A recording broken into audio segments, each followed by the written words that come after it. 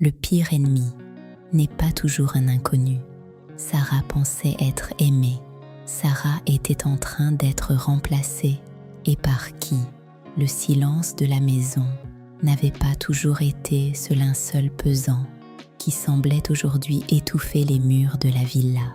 Il fut un temps, pas si lointain, où les rires de Sarah et Marc remplissaient chaque recoin de leur villa de la banlieue chic.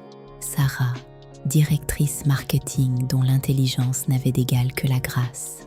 Marc, architecte visionnaire dont les structures dessinaient l'horizon de la ville.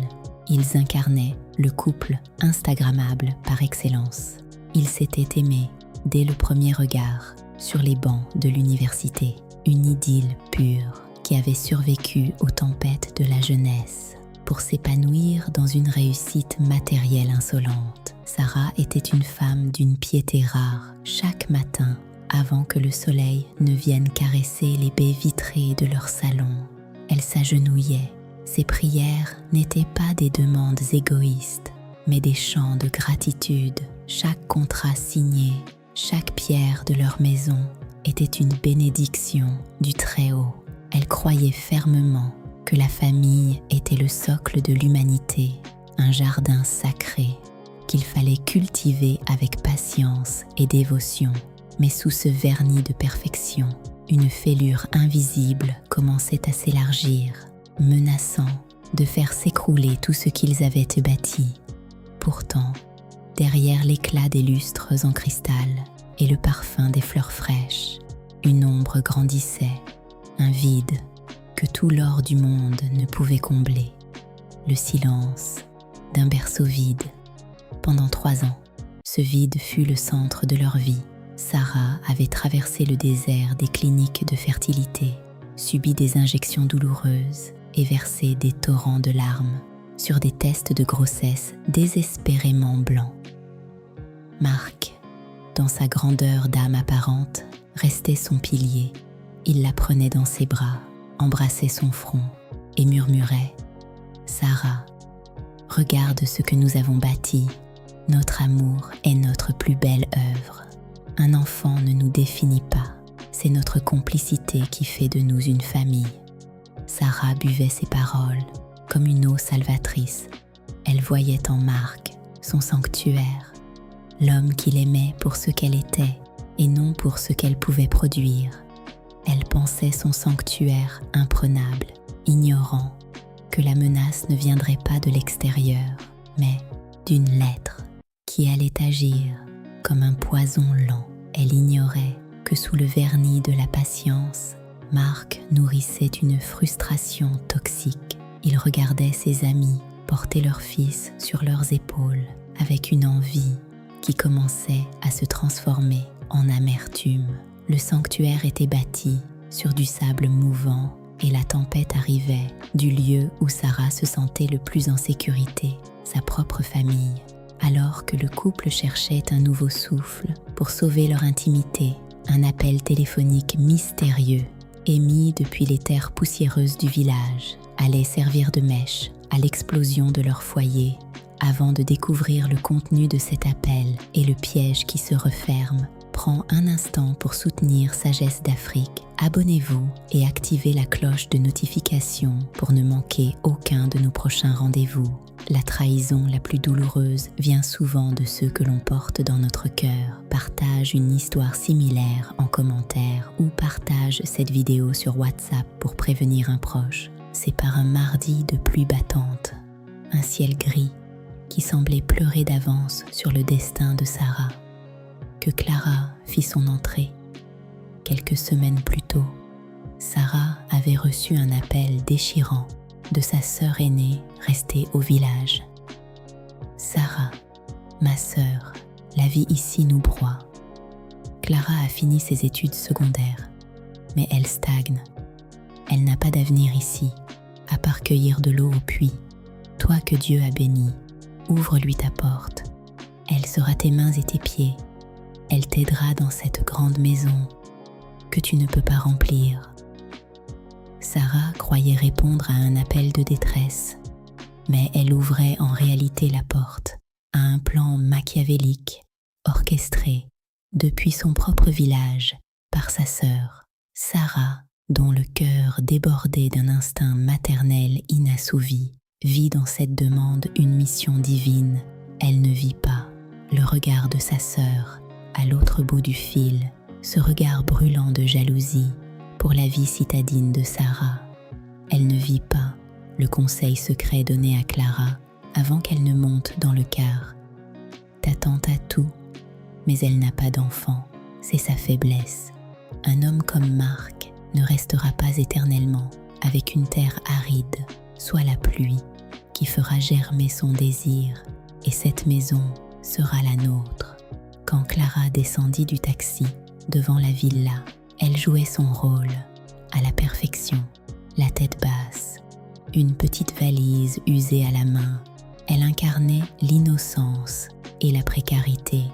À 19 ans, elle possédait une beauté brute, une jeunesse insolente, qui n'avait pas besoin de maquillage pour briller. Elle dégageait un parfum naturel de son corps, qui n'a pas subi les make-up. Sarah l'accueillit à bras ouverts, pleurant de joie, en embrassant sa nièce. « Bienvenue chez toi, ma fille », murmura Sarah, ignorant qu'elle venait de faire entrer le loup dans la bergerie. La générosité de Sarah était sans limite, mais la cruauté de ceux qu'elle aidait allait l'être tout autant. L'ombre s'installait déjà dans les couloirs de la villa. Sarah, dans sa générosité sans borne, traita Clara comme la princesse qu'elle n'avait jamais eue. Elle l'inscrivit dans la meilleure école de gestion, lui acheta des robes de soie et lui offrit la chambre d'amis, celle-là même que Sarah avait si souvent décorée mentalement pour son futur bébé. Clara était, au début, d'une serviabilité exemplaire. Elle rangeait, cuisinait les plats préférés de Marc et écoutait les enseignements spirituels de sa tante avec un visage d'ange. Mais dès que Sarah tournait le dos, le masque tombait. Clara observait Marc. Elle étudiait ses habitudes, ses moments de solitude, la façon dont ses yeux s'attardaient sur les courbes des femmes à la télévision.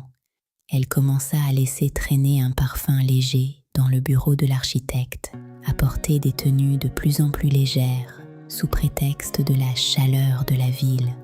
Au village, sa mère l'encourageait lors de leurs appels secrets. « Sois patiente, ma fille, le fruit est mûr, il suffit de secouer l'arbre. » La trahison n'était pas un accident. C'était un projet d'entreprise, une colonisation lente et méthodique du bonheur de Sarah par son propre sang. L'horreur ne fait que commencer. Restez avec nous, car ce que Sarah va découvrir dans les prochains chapitres va vous briser le cœur et vous révolter. Le changement ne fut pas une explosion, mais une érosion lente, presque imperceptible, comme une moisissure qui s'installe derrière un tableau de maître. Sarah, absorbée par ses responsabilités professionnelles et ses moments de recueillement à l'église, ne vit pas les ombres s'allonger sur son foyer. Elle croyait en la force de sa prière et en la loyauté de son sang.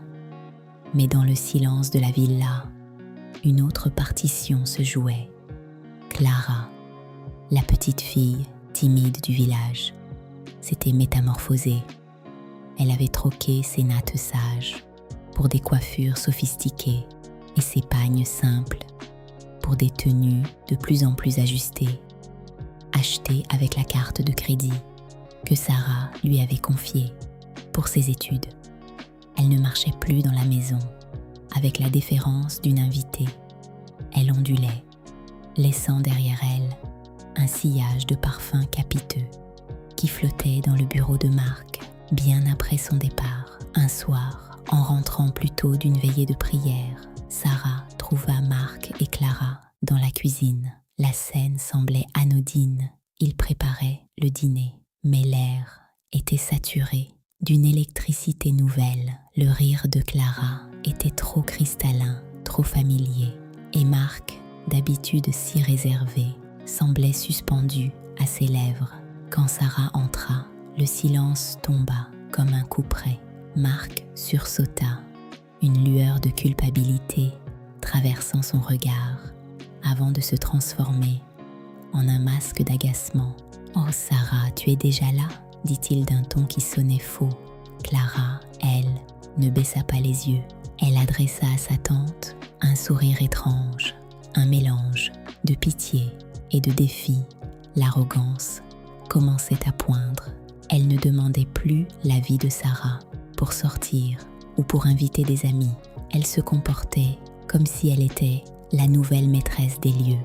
La confiance est une vitre transparente. Une fois qu'on y remarque une fissure, on ne voit plus que cela. Sarah commença à remarquer que Marc ne l'attendait plus pour dîner, prétextant des charrettes interminables, alors qu'il passait de longues heures à aider Clara avec ses devoirs de gestion. Le venin du doute s'insinuait dans le cœur de la pieuse Sarah, mais sa foi l'obligeait encore à croire au meilleur de l'être humain. La confiance est une vitre transparente. Une fois qu'on y remarque une fissure, on ne voit plus que cela.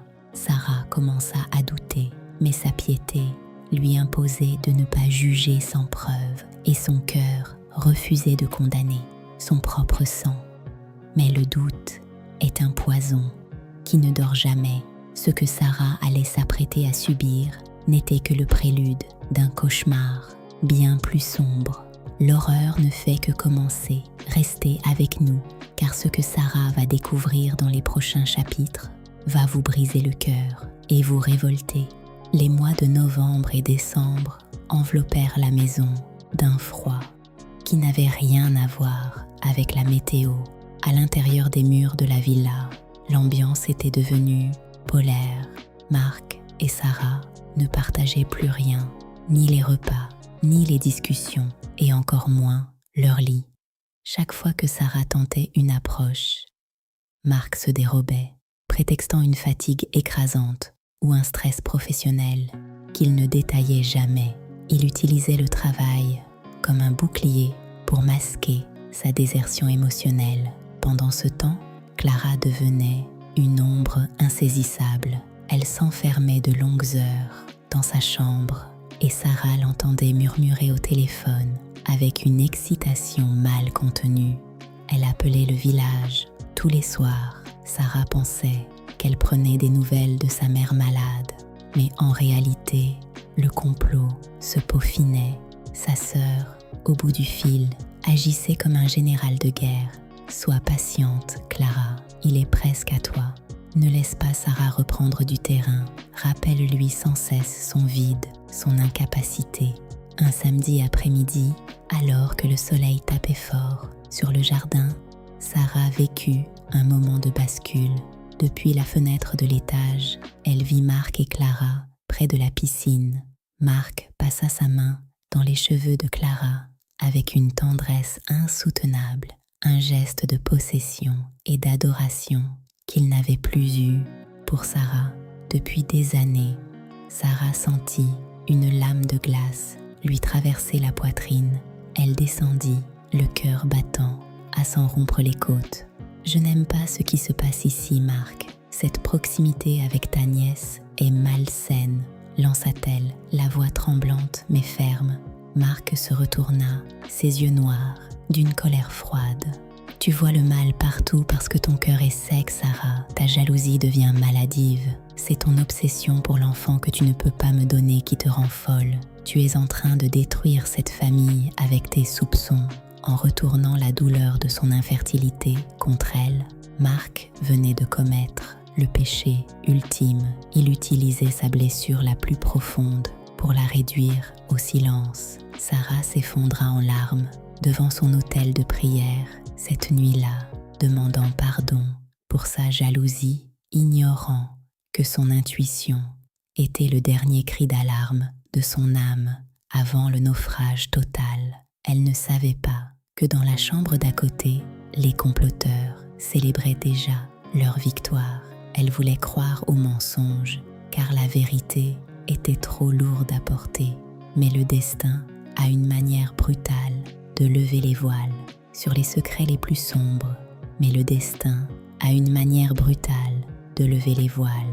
Ce que Sarah allait découvrir sous un simple matelas allait briser sa vie en 1000 morceaux, là où l'ombre dévore la lumière et où la trahison se révèle dans toute sa laideur. Le voile de l'illusion se déchira un lundi matin sous un ciel de plomb. Marc était parti au bureau avec cette froideur habituelle qui servait désormais de rempart entre eux, et Clara était censée être à ses cours de gestion. Sarah, habitée par une agitation inhabituelle que sa piété ne parvenait pas à calmer, se lança dans un grand ménage. Elle cherchait à ordonner sa maison pour ordonner ses pensées, ignorant que le chaos l'attendait au détour d'un geste simple. En entrant dans la chambre de Clara, Sarah fut frappée par une odeur de jasmin, le parfum coûteux qu'elle-même utilisait autrefois. Elle s'approcha du lit pour changer les draps en soulevant le matelas avec effort. Elle sentit une résistance, quelque chose de rigide, qui n'avait rien à faire là. Ses doigts rencontrèrent un petit carnet bleu et une enveloppe blanche glissée dans la fente du cadre de lit. Son cœur se mit à cogner contre ses côtes, comme un oiseau en cage. Elle ouvrit l'enveloppe d'une main tremblante. C'était un compte-rendu d'analyse biologique. Ses yeux se brouillèrent, mais les lettres semblaient brûler le papier. HCG, positif, grossesse évolutive de 12 semaines. Le monde de Sarah bascula. Un vertige violent la saisit, l'obligeant à s'asseoir sur le bord du lit, ce lit qu'elle avait offert à sa nièce par amour. Elle ouvrit alors le carnet bleu. Ce n'était pas un simple carnet de santé, c'était le journal d'un crime émotionnel. Clara y racontait, avec une cruauté juvénile, comment elle apprivoisait l'architecte, comment elle riait intérieurement quand Sarah priait pour un enfant, alors que Marc la rejoignait chaque nuit où sa tante s'endormait d'épuisement ou de tristesse. Sarah resta là, prostrée, le papier froissé contre sa poitrine. Elle ne pleurait pas encore. Elle était dans cet état de choc où l'âme se détache du corps. Pour ne pas mourir de douleur, elle attendit, assise dans la pénombre de la chambre de la traîtresse, que les masques tombent enfin. La trahison était consommée, mais le plus dur restait à venir, le visage hideux d'un complot familial que Sarah n'aurait jamais pu imaginer. Quand Marc rentra, il trouva Sarah assise dans le salon, l'épreuve étalée sur la table basse, éclairée par la lumière crue du plafonnier. Le silence qui suivit fut plus terrifiant qu'une explosion. Marc ne chercha ni à fuir, ni à nier. Il retira sa veste de créateur, s'assit avec une désinvolture qui acheva de briser le cœur de sa femme. « C'est de moi, Sarah, » dit-il d'une voix dépourvue de tout remords. « Tu voulais un miracle, le voici, mais il ne vient pas de toi. Pourquoi elle, Marc? Pourquoi mon sang? Pourquoi ma propre nièce ?» hurla Sarah dans un cri déchirant qui semblait sortir de ses entrailles. C'est à cet instant que Clara entra, non pas par la porte de service, mais par la grande entrée, les clés de la maison à la main. Elle ne baissa pas les yeux, elle se tint aux côtés de Marc, une main posée avec une fierté insolente sur son ventre encore plat. La transformation était totale. L'agneau du village était devenu une louve citadine. « Ne sois pas si surprise, ma tante, » cracha Clara avec un venin qu'elle ne cachait plus. « Tu pensais vraiment que ma mère m'avait envoyée ici pour tes beaux yeux? Elle m'a dit, va là-bas, prends la place de cette femme stérile. Elle a tout volé à notre lignée par sa chance. Il est temps que la richesse revienne à celle qui peut enfanter. » La révélation fut comme un second poignard. Sarah comprit que sa propre sœur, celle pour qui elle avait tant sacrifié, avait orchestré sa chute depuis les terres poussiéreuses du village. Sa piété, sa générosité et son amour pour la famille avaient été les failles dans lesquelles elle s'était engouffrée. « Tu dois partir, Sarah », ajouta Marc le visage dur comme le béton de ces immeubles. J'ai déjà lancé la procédure de divorce. Cet enfant est mon héritier, il a besoin de cette maison, de ce nom. Toi, tu n'es plus qu'une ombre dans cette ville-là. Va retrouver ton Dieu et tes prières, car ici, c'est la vie qui a gagné, chassée de son propre sanctuaire par ceux qu'elle avait sauvés de la misère. Sarah ramassa sa Bible et quelques vêtements dans une transe de douleur. En franchissant le seuil, elle entendit le rire de Clara, un rire victorieux qui résonnerait longtemps dans ses cauchemars. Mais derrière les larmes, une petite voix intérieure, celle de sa foi, lui murmura que le départ n'était pas la fin, mais le début d'une délivrance. Mais là où l'homme pense avoir tout détruit, une force invisible commence à reconstruire. Si cette histoire te bouleverse et t'apporte de la valeur, c'est le moment de nous aider à prévenir d'autres cœurs. Like la vidéo pour dénoncer la méchanceté gratuite. Donne ton avis en commentaire. La trahison d'une sœur est-elle pardonnable? Partage cette vidéo à un fidèle qui a besoin de force aujourd'hui. Augmentons notre communauté grâce au partage. Abonne-toi pour plus de contenu puissant sur Sagesse d'Afrique. Sarah quitta la villa sous une pluie fine, emportant pour tout bagage sa Bible, quelques vêtements et une dignité que même la trahison la plus vile n'avait pu entamer. Elle ne se retourna pas.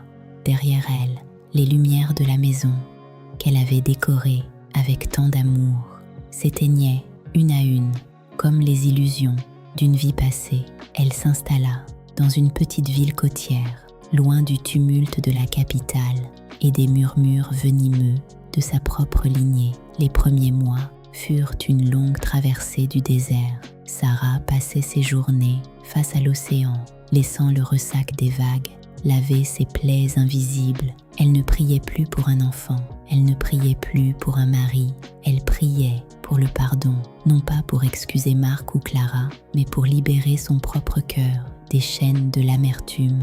Seigneur, murmurait-elle dans le vent salé, tu m'as dépouillé de ce que je croyais être mon tout, pour me montrer que toi seul suffis. Avec ses économies, elle ouvrit une petite agence de conseil en marketing. Sa piété et son intégrité, autrefois bafouées dans son foyer, devinrent ses plus grands professionnels. Sa réputation de femme de fer aux gants de velours attira les plus grands clients de la région. Sarah ne marchait plus la tête basse. Elle avait découvert qu'elle n'était pas incomplète. Sa valeur ne résidait pas dans sa capacité à enfanter la chair, mais dans sa force à enfanter des projets, de l'espoir et une vie nouvelle. Pendant ce temps, les échos de la grande maison lui parvinrent. Le palais de Marc s'était transformé en prison. Clara, déchantant vite face à l'autorité tyrannique de Marc, passait ses journées à se disputer avec sa mère qui exigeait depuis le village sa part du gâteau. L'enfant était né, mais il grandissait dans une atmosphère de suspicion et de haine. Marc, hanté par la trahison, voyait dans le regard de Clara le reflet de sa propre laideur. La victoire de la chair était devenue le supplice de l'esprit. Sarah, elle, respirait enfin. Elle avait perdu une maison de pierre, mais elle avait bâti un temple de paix dans son âme. Mais le Seigneur, qui voit dans le secret des cœurs, n'avait pas dit son dernier mot. Quelques années plus tard, la vie de Sarah prit un tournant merveilleux. Elle fit la rencontre de Samuelo, un ingénieur agronome veuf, un homme de foi, qui fut séduit par sa force et sa dévotion. Ils se marièrent dans la sobriété et le respect. Sarah, qui avait longtemps porté le poids de l'infertilité comme une condamnation, continua de prier avec ferveur, non plus par désespoir, mais par gratitude, et le miracle finit par s'accomplir par la grâce du Seigneur contre toute attente médicale. Dieu ouvrit ses entrailles. Sarah donna d'abord naissance à des jumeaux, un garçon et une fille, qu'ils nommèrent David et Esther. La joie inonda leur foyer, balayant les années de tristesse. Mais la bénédiction ne s'arrêta pas là. 2 ans plus tard, une petite fille nommée Grâce, cadette des jumeaux, vint compléter ce tableau de bonheur. Aujourd'hui, Sarah regarde ses 3 enfants jouer dans le jardin de sa nouvelle demeure. Elle sait que si Marc a cherché une descendance dans le péché, elle a reçu une postérité par la foi. Le désert a refleuri, prouvant que rien n'est impossible à celui qui place sa confiance en Dieu.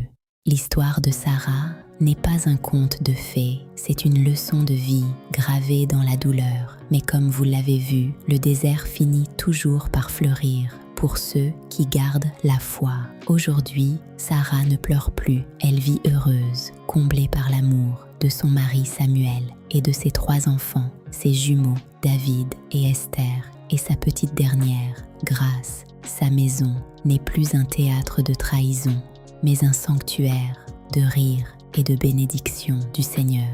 Si cette prière de discernement et ce récit vous apportent de la valeur et de la force, like la vidéo pour nous soutenir dans ce combat pour la vérité. Donne ton avis en commentaire. Penses-tu que la trahison peut être un chemin vers une bénédiction cachée? Partage-la à un fidèle qui traverse une tempête familiale aujourd'hui. Augmentons notre communauté grâce au partage. Abonne-toi pour plus de contenu puissant qui transforme les cœurs. Voici les 4 piliers de sagesse que nous devons retenir de cette épreuve. 1. La sainteté du foyer et le discernement. Votre maison est un sanctuaire. La Bible nous demande d'être prudents comme des serpents et simples comme des colombes. Ne laissez pas la culpabilité ou le sang vous aveugler. On peut aider sa famille sans lui donner les clés de son intimité. La charité sans discernement est une porte ouverte au désastre. 2. Ta valeur est divine, non biologique. À toutes les femmes qui souffrent du silence d'un berceau vide, sachez ceci, vous n'êtes pas des moitiés de femmes. L'infertilité n'est pas une malédiction, c'est un chemin différent. Marc a cherché une héritière et a trouvé une rivale. Sarah a perdu un mari et a trouvé sa propre puissance et finalement sa propre famille miraculeuse. 3. Le poison de la jalousie familiale. Méfiez-vous de ceux que vous tirez de la boue. Parfois, au lieu de vous remercier, ils vous haïssent car votre réussite souligne leur propre échec. Le complot de la sœur de Sarah nous rappelle que l'ennemi le plus dangereux est celui qui connaît vos points faibles. 4. La justice du temps. Ce qui est acquis par la trahison ne porte jamais de bons fruits. On peut voler une place, mais on ne peut pas voler la paix. Sarah dort tranquille, sous le regard de Dieu, entourée de ses 3 enfants, tandis que Marc et Clara s'étouffent dans leur propre venin. Que la sagesse de nos ancêtres et la lumière de la foi protègent vos foyers. Restez connectés sur Sagesse d'Afrique pour continuer ce voyage de vérité avec nous. À très bientôt pour une nouvelle histoire qui élève l'âme. Si tu ressens la douleur de Sarah à travers ces mots, c'est que tu sais que la trahison est une blessure qui met du temps à cicatriser. Like la vidéo pour soutenir toutes les femmes qui traversent des épreuves similaires. Écris force en commentaire. Si tu penses que Sarah doit t'ouvrir les yeux maintenant, partage cette histoire sur WhatsApp. Une amie a peut-être besoin d'entendre ce message.